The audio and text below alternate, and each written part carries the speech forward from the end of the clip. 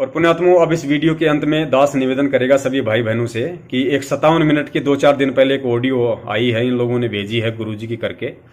ये ऑडियो आप लोग सुन लीजिए एक बार। इस पे लिखा हुआ है कि जो उनके संपर्क में रहेगा, हम लोगों के लिए, कि जो उनके संपर्क में रहेगा उनका नामखंड हो जाएगा और मैं सबको गुरुद्रोही डिक्लेयर कर दूंगा।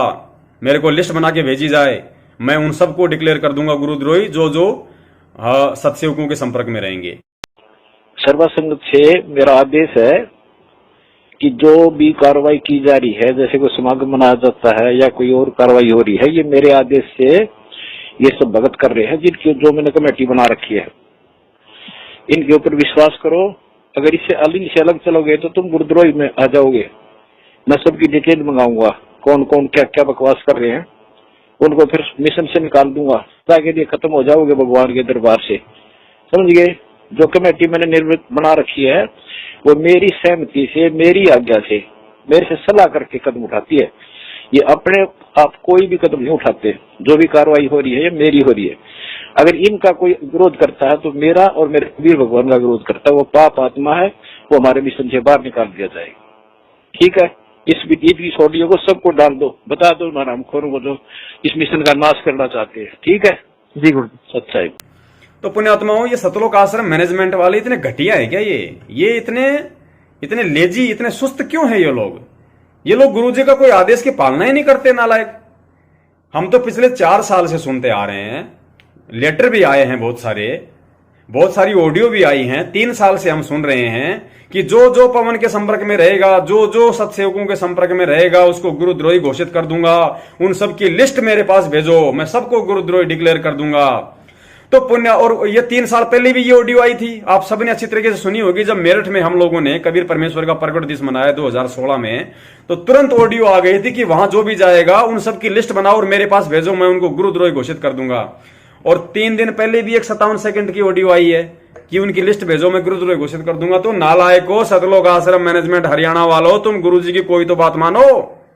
अरे गुरुजी 3 साल से कह रहे हैं, तुम्हें आदेश पे आदेश दे रहे हैं कि वो लिस्ट भेजो, वो लिस्ट तुम क्यों नहीं भेजते? अरे हजारों लाखों भगत सत्सेवकों के वीडियो देखते हैं, उनकी पुस्तकें पढ़ते हैं, सच्चाई से परिचित होकर मैनेजमेंट से सवाल जवाब करते हैं, सत्सेवकों के वीडियो देखते हैं, हमारे संपर्क में, हम उनके नंबर भी डालते हैं सबके। तो तुम गुरुजी के आदेश की पालना क्यों नहीं कर रहे? तुम वो लिस्ट, आज तक 3 साल हो गई, तुम गद्दारों ने एक छोटी सी लिस्ट गुरुजी के पास जेल में क्यों नहीं भेजी? तुमने उनके एक छोटे से आदेश की पालना आज तक क्यों नहीं की? इसका मतलब यदि तुम लोगों ने 3 साल से एक छोटी सी लिस्ट यदि जेल में नहीं भेजी है गुरुजी के पास, इसका मतलब ये ऑडियो नकली है कि तुम भेजोगे किसके पास? क्योंकि फर्जी ऑडियो है, नकली ऑडियो है। यदि गुरुजी का आदेश होता तो तुम कब का भेज चुके होते, कब के तुम हजारों भक्तों को आज गुरुद्रोही घोषित करवा चुके होते। लेकिन गुरुद्रोही केवल 2-3 भक्तों का ही नाम आता है, संजय पवन, संजय पवन, संजय पवन, तीसरे का कोई नाम ही नहीं आया आज तक। इसका मतलब तुमने वो लिस्ट अभी भेजी नहीं, और भेजोगे किसको? यदि गुरुजी का आदेश होगा तो भेजोगे गद्दारो। तो पुण्यात्माओं, हम कहां डूब रहे हैं?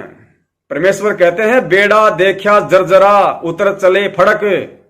ये परमेश्वर की वाणी है एक, कि बेड़ा देखा जर्जरा उतर चले फड़क। सतगुरु के ज्ञान की ऐसी कुछ वाणी है परमेश्वर की। तो ये पूरा का पूरा जो बेड़ा है, ये सतलोक आश्रम मैनेजमेंट वाले, ये जर्जरा है, इनमें छेद ही छेद हो रहे हैं। इस नाव में बैठोगे तो डूबोगे।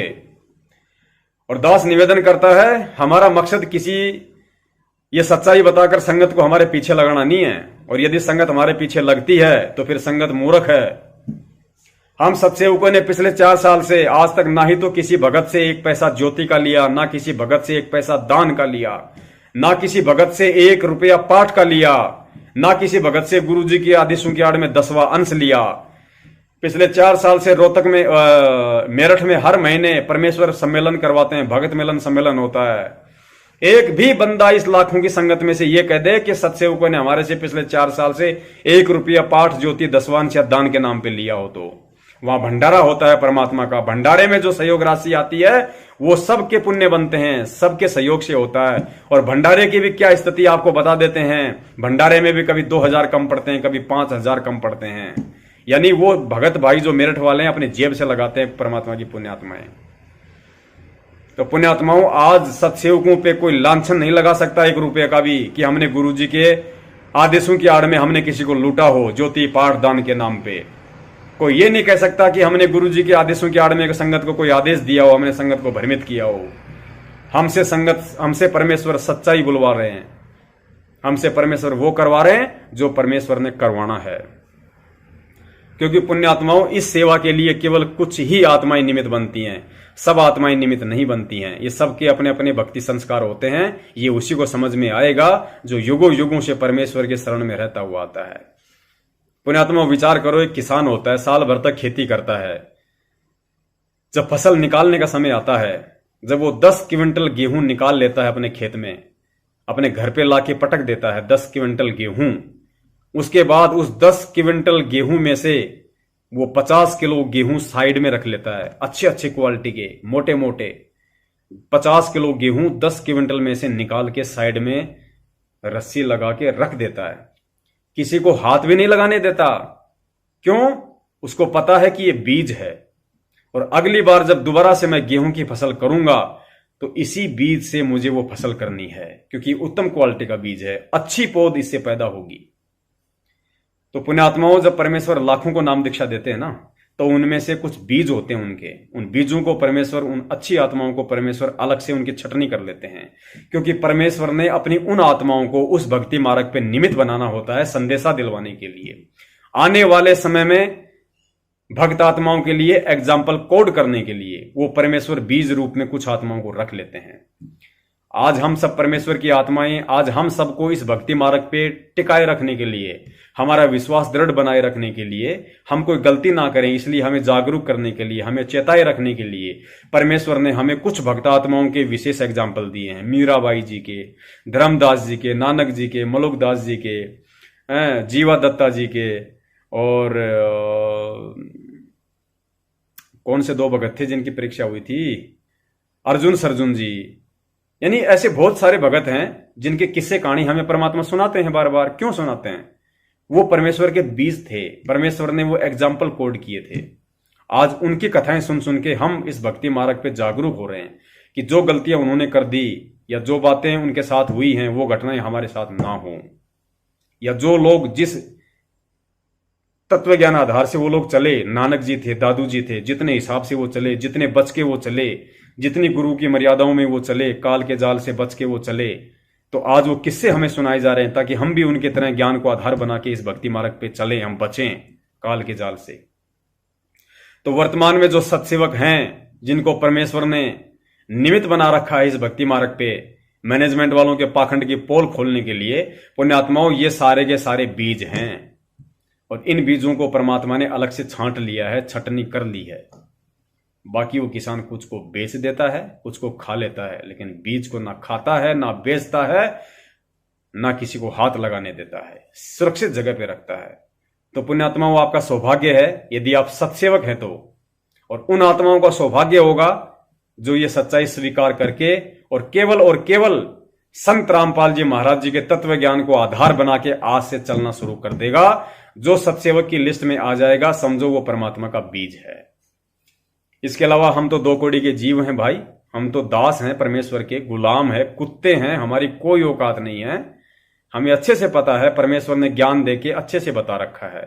ये मान बढ़ाई वाली, ये ईर्ष्या वाली, ये चाटुकारिता वाली, चमचागिरी वाली, गुलामी वाली, ठोकरों में पड़े रहना, फिर भी उन्हीं के भक्त बने रहना मैनेजमेंट वालों के, ये भाई ना तो हमें परमेश्वर ने सिखाया और ना हम ये करेंगे। ये जिसने करना वो करता रहे, ये उसकी मर्जी। समय समय पर परमात्मा अपने कुत्तों को निमित्त बना के भुकवाते रहेंगे। जो भौंकने की आवाज सुनकर सचेत हो जाएगा, देख लेगा तो बच जाएगा, नहीं तो भाई काल भगवान का लोक बहुत बड़ा है, 21 ब्रह्मांड बहुत बड़ा है, 84 लाख योनियां हैं, धक्के खाते रहो, परमेश्वर को कोई चिंता नहीं है। जो उनका हंस है, जो उनका बीज है, उनको वो ले जाएंगे, किसी भी तरीके से उनको कोई रोक नहीं सकता। और जो उनका नहीं है, उनका वो नहीं है, जो उनके आदेशों पे नहीं चलता, जो उनके भक्ति आदेशों पे नहीं चलता, जो उनकी मर्यादाओं पे नहीं चलता, जो उनके ज्ञान रूपी आदेशों पे नहीं चलता, उसका तो फिर काल ही अकाउंट करेगा। बंदी छोड़ सतगुरु रामपाल जी महाराज जी की जय हो। सत साहिब। क्यों भूली करे अपना यो ना देश तुम्हारे, फिर पीछे पछताओगे, कर ले सोच विचारे। बिन सतगुरु पावे नहीं घर अपने की राह, सतगुरु शरण लाग के सोरत सबद समा। कई असंख्या कोस है तेरे पिया का देश, एक पलक में पाइयो ले सतगुरु उपदेश। सोन सलैली गल है गगन मंडल के मोई, बिना प्रेम पावे नहीं चाहे कोटि समाधि लाए। नितानंद लोला के चढ़ो मैल मंजारे, फिर ना भव जल आइयो हो ये सुपना संसारे। होले सुहागण सुरता तारे मालिक गिर जाना है तू तो। होले तारे मालिक गिर जाना है तेरा सोन शखर बरतार। नाले धोले ओढ़ पैर लेकर 16 सिंगार, नाले धोले ओढ़ पैर लेकर 16 सिंगार। आज नहीं ते तड़के